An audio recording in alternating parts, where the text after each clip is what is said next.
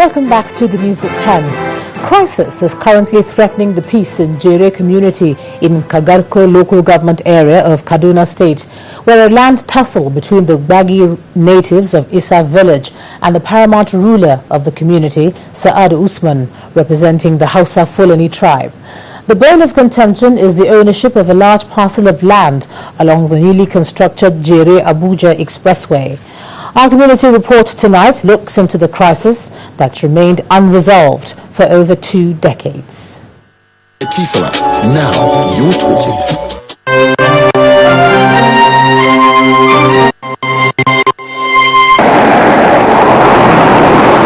Jere, a town on the border of the Federal Capital Territory, Abuja, is in turmoil. The reason for this unrest? A land tussle between 2 communities who lived in peace for many years.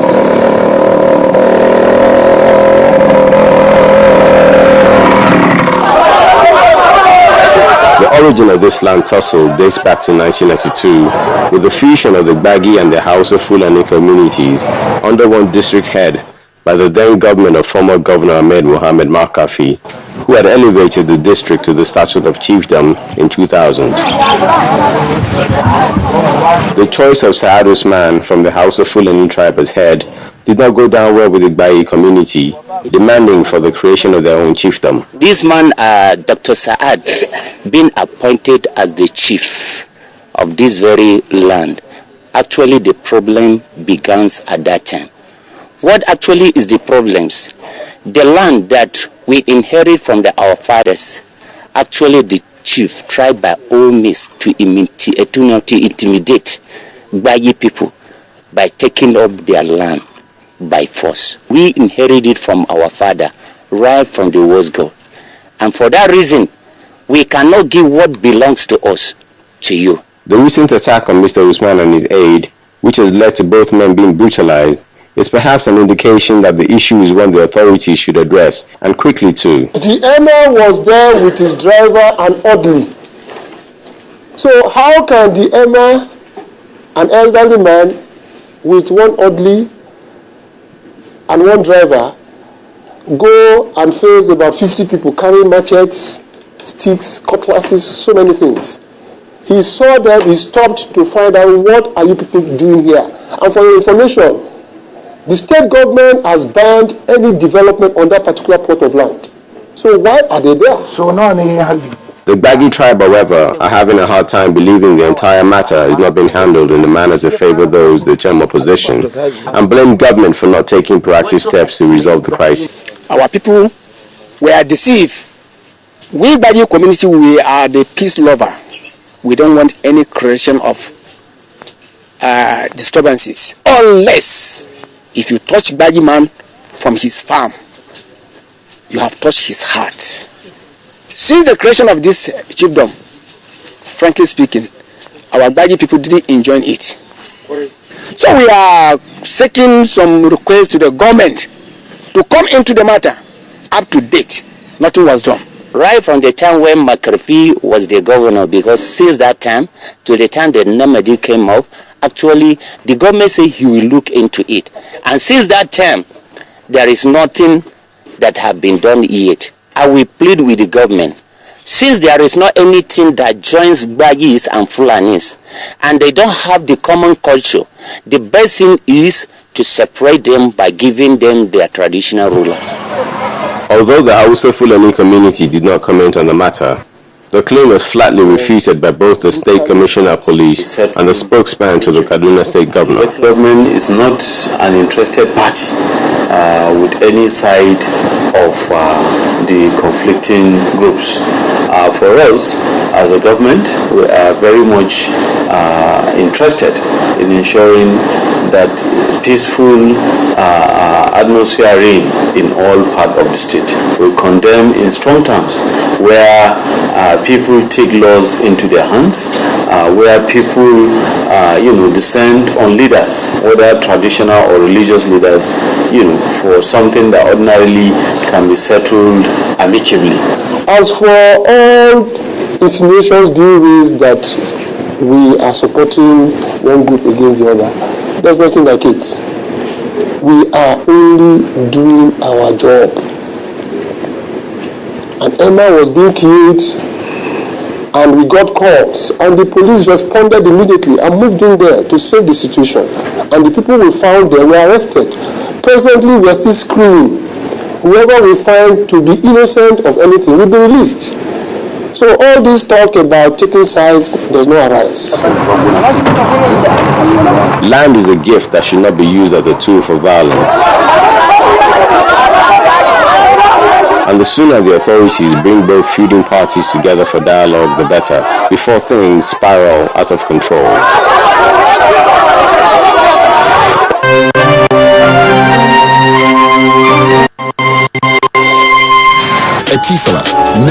you're talking. The federal government, through the Office of the Special Advisor to the President on Niger Delta Affairs, has offered overseas scholarships to 35 Niger Delta youths. During the offshore orientation and departure program organized for beneficiaries, the aide to the Special Advisor on Niger Delta, Mr. Larry Peppel, said the beneficiaries got the scholarships because their communities were affected by militancy and oil exploration. Now, the Nasarawa state government has taken over all self-help community projects by the residents of Maraba, a border town between the state and the nation's capital, Abuja. Governor Al-Makura announced the takeover during an inspection of road and market projects in the Maraba area. The governor demanded an immediate audit of all self-help projects in the area to encourage public participation in governance. Well, over in the east, residents of Abia may soon have the opportunity to travel by air from their state to other parts of the country. Well, that's if the state government's engagement with the private sector becomes fruitful. In a meeting with investors, Governor Theodore Orji affirmed that the development of transport infrastructure will ensure a conducive business environment. This animatic view is the prototype of what the proposed Abia State Local Airport will look like when completed.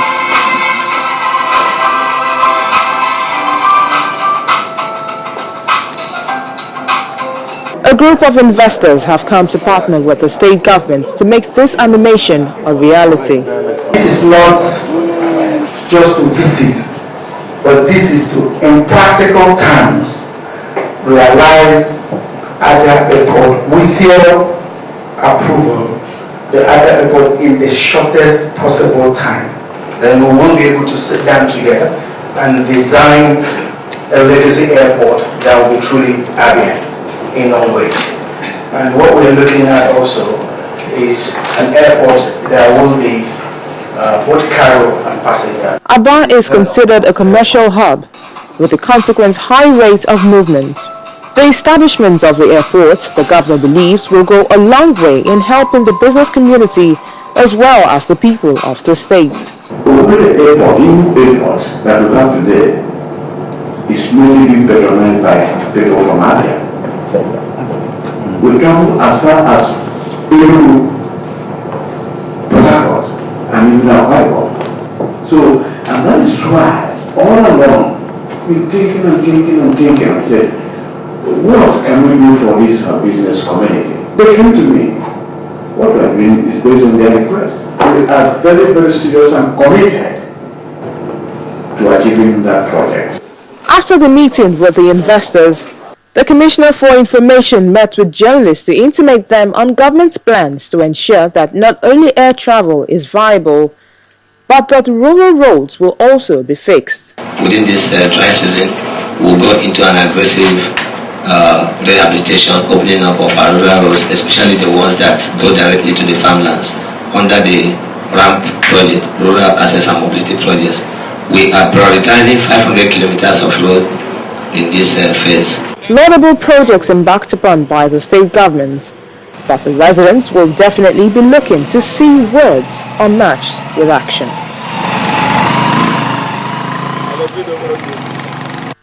First Bank, truly the first.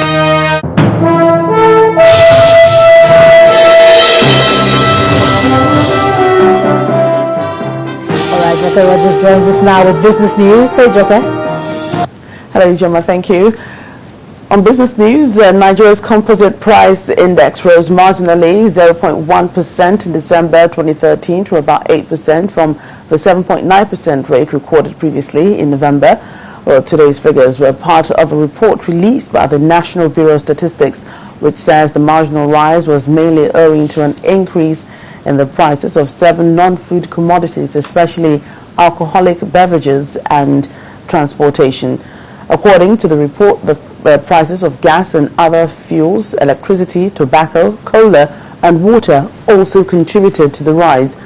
On a month-on-month basis, the headline index increased at a faster pace, up by 0.78% in December from 0.72% recorded in November. This is the highest month-on-month rate change throughout 2013.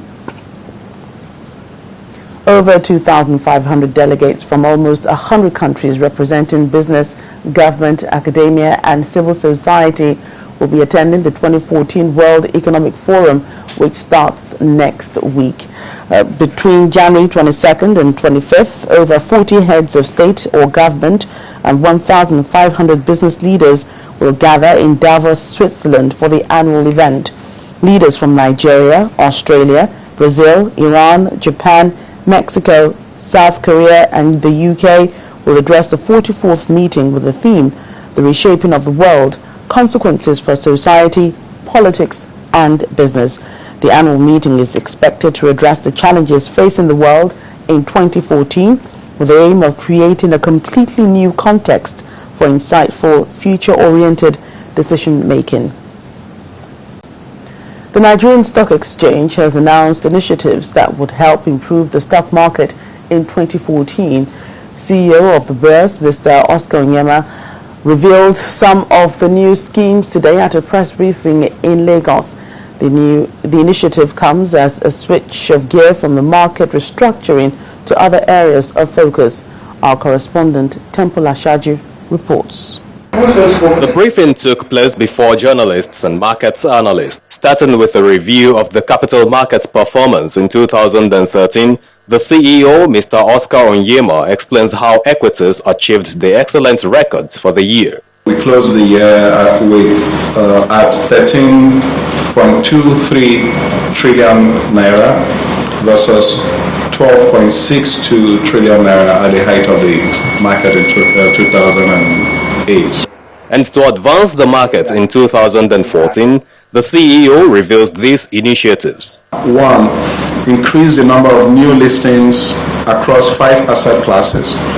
2. Increase order flow in the 5 asset classes. 3. Operate a fair and orderly market based on just and equitable principles.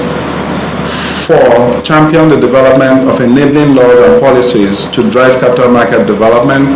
And 5. Diversify income streams. Between 2011 and 2013, the stock market management focused on restructuring the markets. The year 2014 now has a new focus, and that is keying into the global market opportunities. We believe that tapering will not accelerate if the U.S. economy is not improving in a very significant way. The U.S. economy is projected to grow, and that will have a significant impact on the projection, the global growth projection, which I believe is at about 3.6%. With these strategies in place for global fund flows in 2014, the stock market may just be well positioned for increased liquidity in equities and other instruments. Temple Ashaju, Channels Television News. Staying with the local bears, stocks at the market bounced back during midweek trade with the all-share index up 0.41% to close at 41,611 points. Bisi Coker has other trading figures for the day. Hello and welcome to the Stock Market Report. Nigeria's Bourse recorded an upturn in midweek's trading session as it bounced back from losses recorded on Monday. Food giant Nestle gained 18 naira 97 kobo to lead the price advances, which include Nigeria Breweries and Guinness. It's a different story for Julius Berger as it lost 3 naira 61 kobo and is the least profitable stock for the session. Forte Oil and Flour Mills of Nigeria also found themselves as the top losers for the day. Meanwhile, the oil share index grew by 0.41% to 41,611.15, while market capitalization rose to 13.31 trillion naira. Transnational Corporation of Nigeria, Ecobank Transnational Incorporated, and Africa Prudential Registrars were the most actively traded stocks for this session. At the close of trade, market turnover stood at 322.10 million shares exchanged by investors in 6,507 deals. And that ends the stock market reports. I am BC Koka.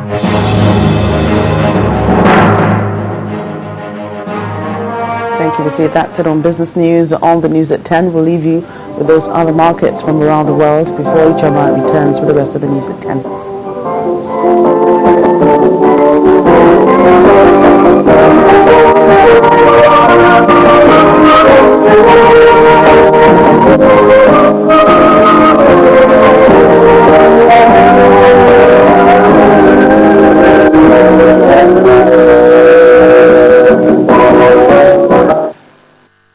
First Bank, truly the first.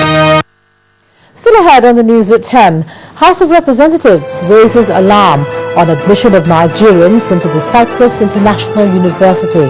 That's in a moment. Do join us again.